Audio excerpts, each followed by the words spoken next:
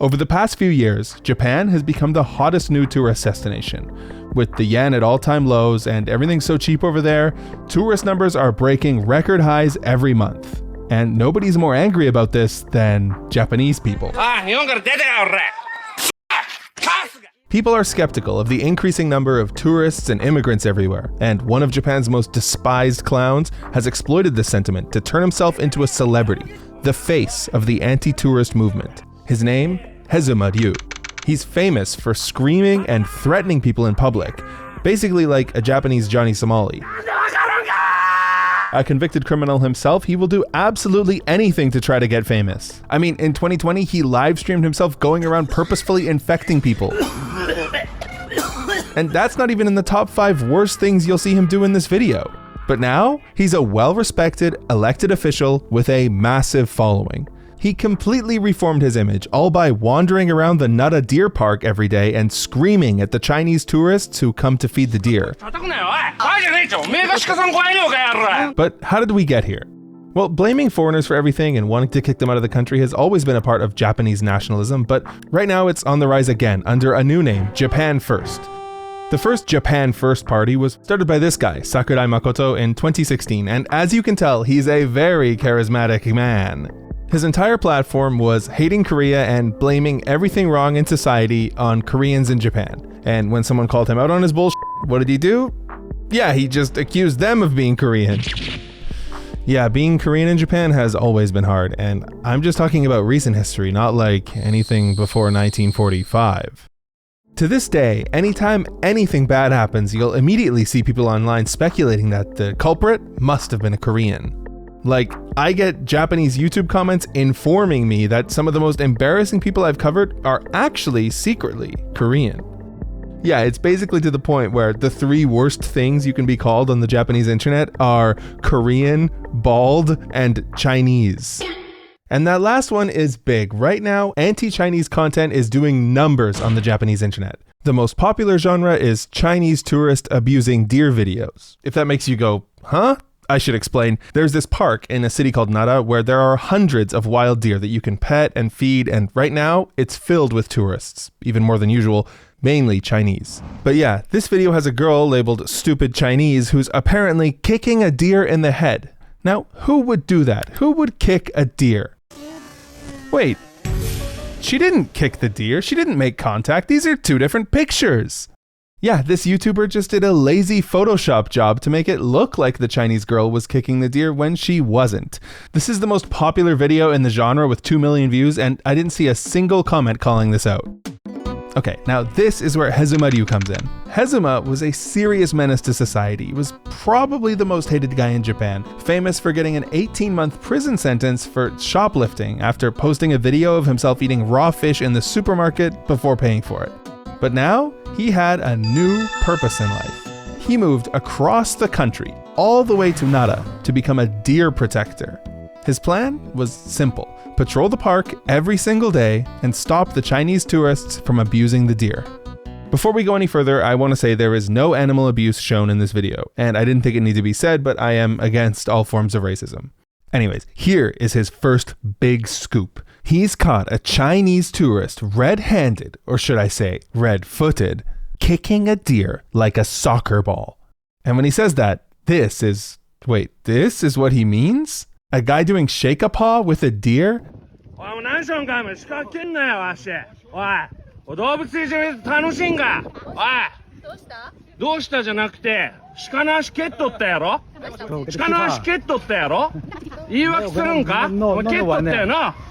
Sorry. 蹴っとったよな。Sorry. 帰れ。調子乗んな。警察呼ぶか。警察呼ぶか。じゃあこいつが捕まるぞ。鹿の足蹴っとったぞ。どうした先？こいつが鹿の足を蹴っとったぞ。警察呼ぶんやったらこいつが捕まるぞ。いいよ。警察呼ぶんやったらこいつが捕まるぞ。あ？怖いよ今。怖いよじゃねえっちょお前。お前が帰れ。Sorry.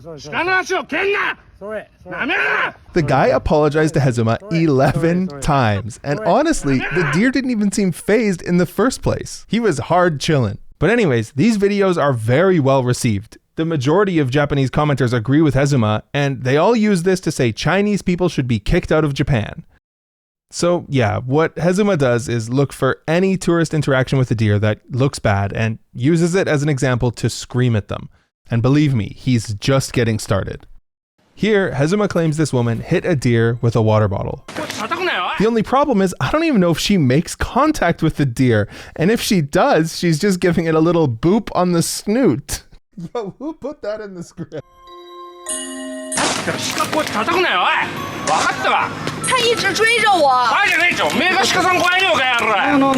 The guy feels threatened by Hezuma, so he calls the cops. The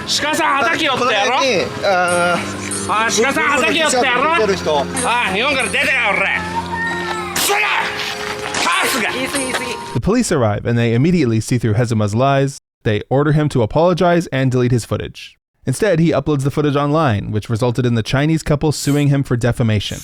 Yeah, he eventually had to delete the video, but Hezuma's plan was working. He was getting a lot of attention, and he knew just how angry people could get when it came to deer. He remembered this incident from 2020 where someone bragged about doing something absolutely vile to a deer. Seriously, what kind of psychopath would do this? Oh, it was Hezuma himself. Yeah, before he became the deer protector, Hezuma was known for being the deer terrorizer.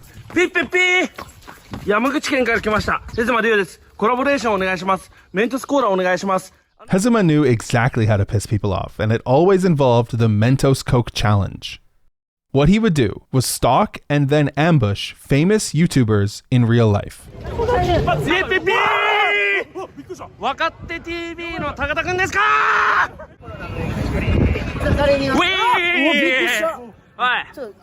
Then he'd scream at them, ordering them to do the Mentos Coke challenge for him. He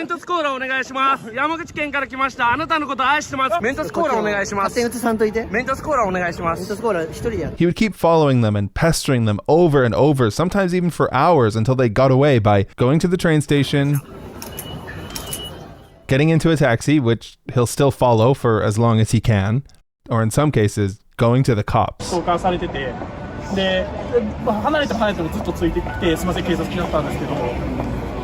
Thankfully, the police put a stop to it, which works for about 15 seconds.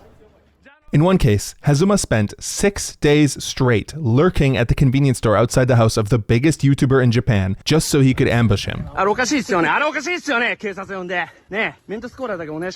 I can't emphasize enough how much Hezuma is hated by every single person that has the misfortune of interacting with him.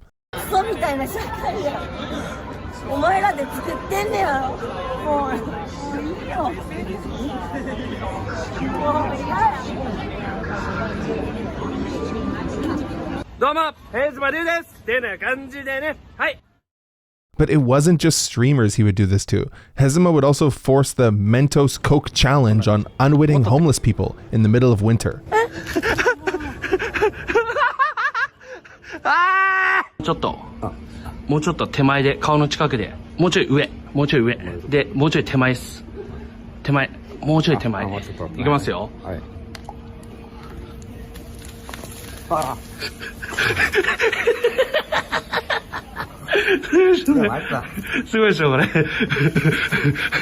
After he's covered the poor homeless man and everything he owns in Coke, he follows him around and laughs at him for another 10 minutes. This is literally just assault. He's just assaulting homeless people for content.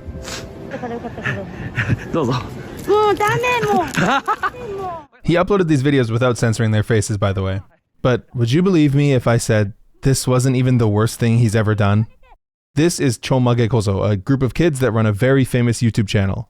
In 2023, Hezuma, who was 32, tracked down this kid, Namazu, who was 13 years old, and followed him home from school.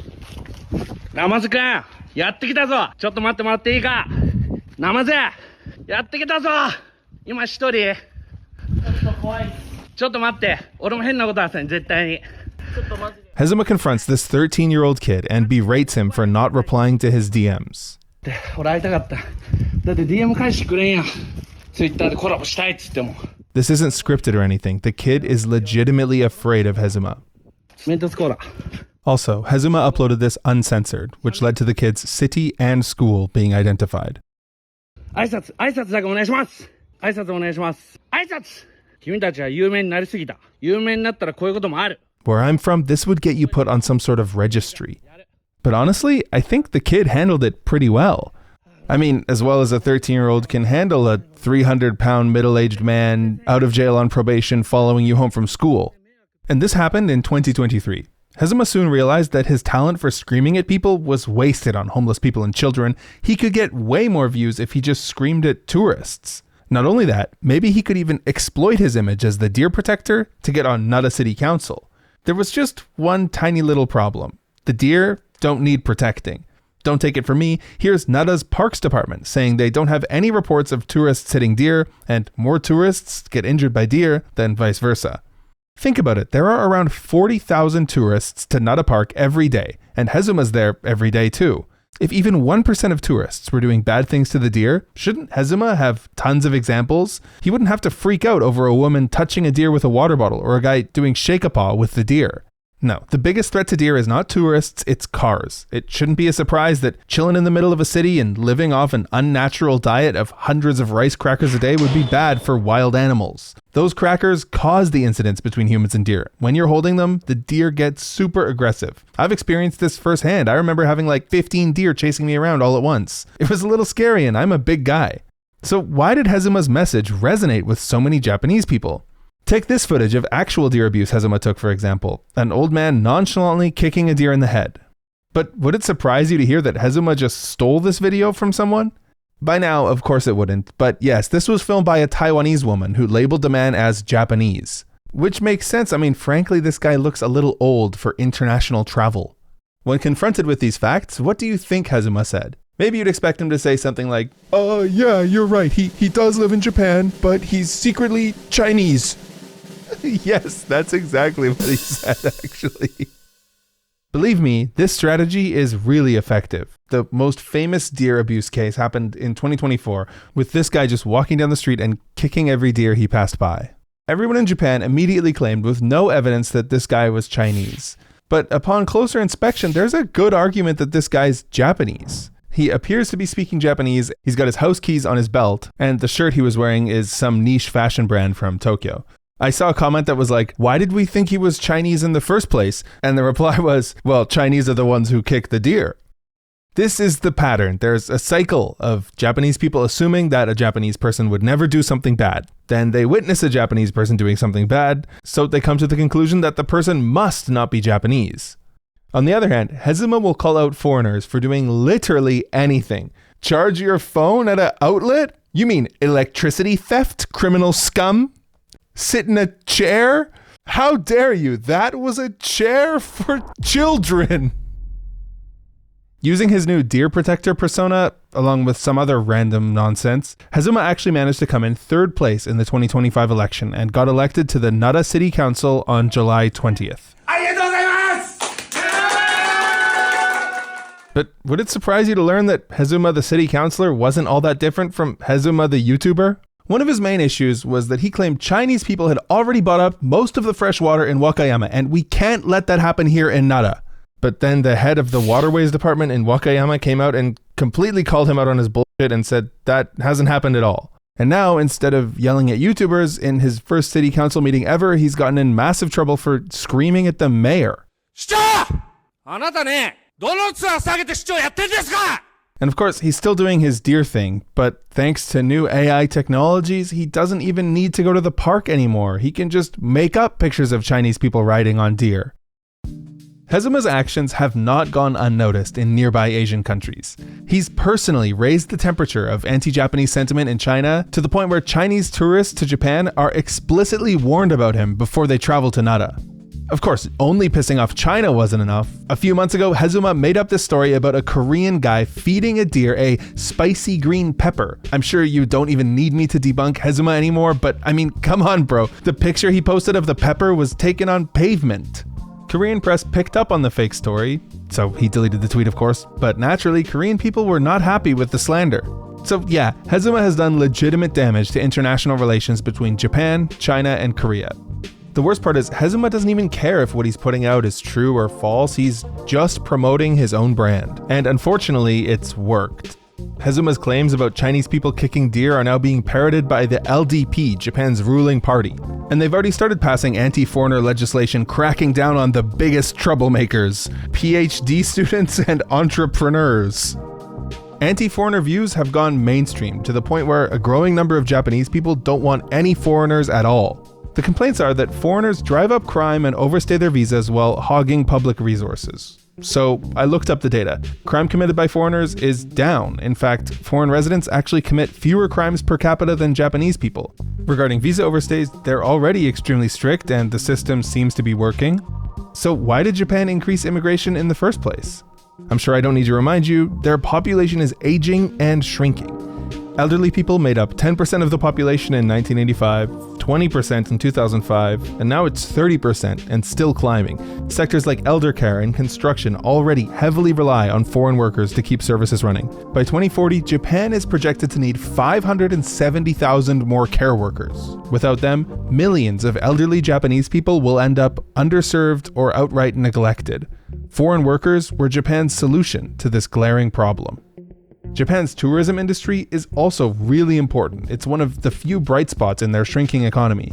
Today, around 8% of Japan's economy is tourism, an industry supported by over 6 million employees. And Nara is even more dependent on it. Their city's economy is over 12% tourism. So if Hezuma got his way, he would devastate Nara's economy. Before we wrap up, I have a word for my Japanese viewers who may support Hezuma. No judgment, some of my friends support him too. They say, Japan should put Japanese people first. What's wrong with that? There's nothing wrong with wanting your government to take care of Japanese people. There's nothing wrong with wanting safety and security. You don't want immigration, you don't want tourists, that's your right. You can shut the door if you want. But the real question is that the right call? Will it actually make your life better? I mean, I get it, you're just going about your day and there are annoying tourists everywhere nowadays. But let's be honest. Will kicking out immigrants raise wages, fix the weak yen, boost birth rates, or fill your labor gaps? Will it cut crime? Will it make your life even 1% better? Over 10 years ago, I visited Japan for the first time and fell in love with it. Fairness, kindness, politeness, those are the parts of Japanese culture that people admire. So if those are your values, do you think it's fair or kind to judge the 99% of immigrants who study, work, pay taxes, and contribute to your society by the 1% who do stupid or harmful things? If you judge immigrants by the worst 1% you see on TikTok, how would you feel if the world judged Japan by the worst Japanese guy? For example, I don't know, Hezuma?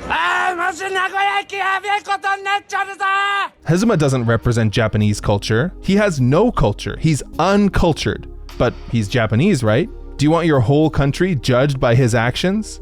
Nobody would argue that people who go to Japan and do stupid stuff shouldn't be punished. If anyone, Korean, Chinese, or Japanese, abuses a deer on purpose, they're a psychopath and they should go to jail. I understand wanting to protect your country and your heritage, but don't do it for Hezuma. He's only in it for Hezuma. Do it for yourself. Make the choices that you think will make your life better. All right, hey, we're at the end, and I really want to thank my subscribers. You guys might have noticed that recently I've been making longer videos and taking longer to make them. These videos take a lot of work. It's not like I enjoy sitting here watching Hezuma for 5 weeks straight. The thing is, this is a one-man operation. I do all original research, translation, script writing, editing. It's all me, and it's only possible because of my patrons. By the way, there's tons of patron exclusive content like meme reviews and stuff. I made one last month covering all the Ruby-chan. And you get access to everything, even if you subscribe at the lowest tier. So thanks for supporting me, thanks for watching, and see you guys next time.